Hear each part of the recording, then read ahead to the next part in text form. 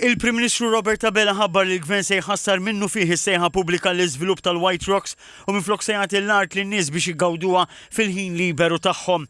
Fir-replika tiegħu għall-Baġit Dr. Abela qal li ebda gvern ma kellu l-kuraġġ jieħu dan il-pass u fakkar li din id-deċiżjoni segwi dik ta' Manuel Island waqt li akkuża lill Partit Nazzjonalista li fid-disajnijiet tal-spekulazzjoni qal li Gvern Laburista se jagħmel minnha wieħed mill-akbar parks naturali fil-pajjiż. Semma wkoll ħondoq ir-rumin li ngħata lura lin-nies u waqqaf il-possibilità ta' żvilupp.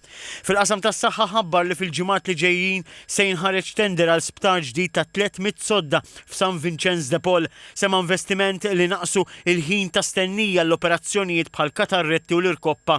ċaħat tal-legazzjoni tal-kap tal-oppożizzjoni dwar l-isptar ta' saħħa mentali għax qal li għalih hemm allokati 100 miljun euro.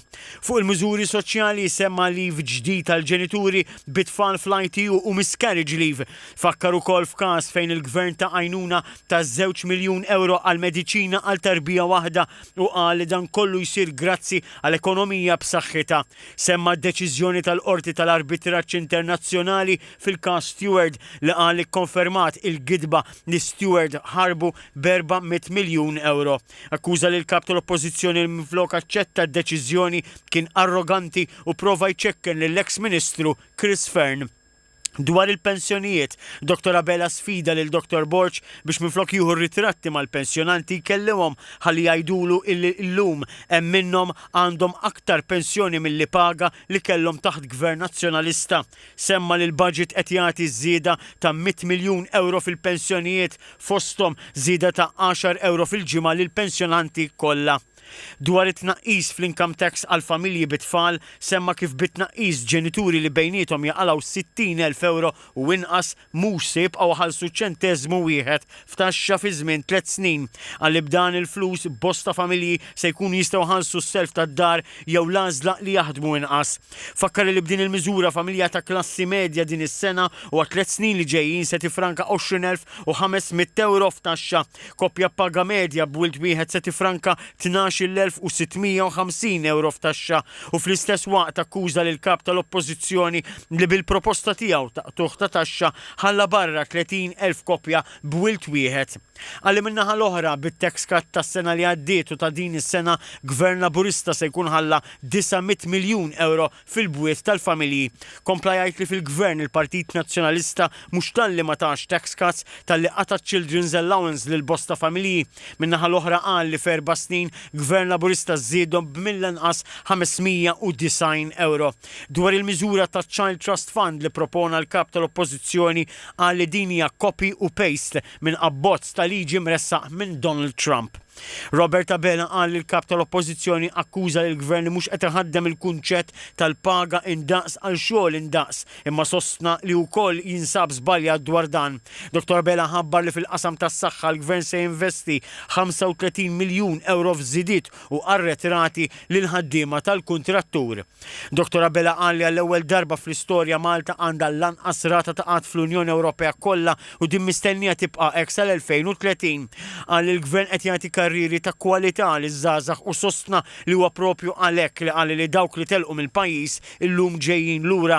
Fl-ar sfidi Dr. Abela qal li l-Gvern iddefenda lin-negozji. Akkuża lill oppożizzjoni li trid tnaqqas l-ispiża rikorrenti bi 11% pass li wassal għal politika ta' awsterità. Qal li llum huma 82% tal-Maltin li huma sidin ta' darhom u mhux kif qal il-kap tal-Oppożizzjoni jiġifieri 66%. Qal li l-Gvern daħħal diversi skemi fosthom l-equity sharing li fissret li 1000 persuna saret sit ta' dara fil-waqt li nieda proġett ta' 260 dar affordabbli. Dr. Abela elenka miżuri oħrajn li ttieħdu fosthom żieda fl-istipendju biex dan ilaħħaq daqs nofs il-paga minima għall-istudenti għawċin kollha u lil dawk kollha li jsegwu korsijiet ta' priorità fosthom ix-xjenzi.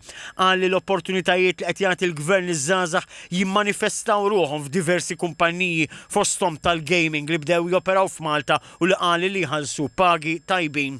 Qal li sas-sena l-oħra l-Gvern ġabar 1.4 biljun euro minn negozji f'taxxi u llum permezz tal-budget se jkun qed jagħti 140 miljun euro f'inċentivi li jfisser li l-Gvern se jagħti lura 10% tat-taxxa li ħallsu. Sostna li tnaqqis fit-taxxa għal settur wieħed kif qed jipproponi l-kap tal-Oppożizzjoni mhuwiex legali. Apparti dan fakkar fil-miżura budġetarja ta' ħlas ta' persentaġġ ta' żieda fil-paga lin-negozji. Il-Prim Ministru qal li bħalissa l-Gvern qed jiffinalizza l-Master Plan għal port il-kbir filwaqt li l-istudju fuq it-trasport tal-massa għadhom għaddejjin ma' Arup.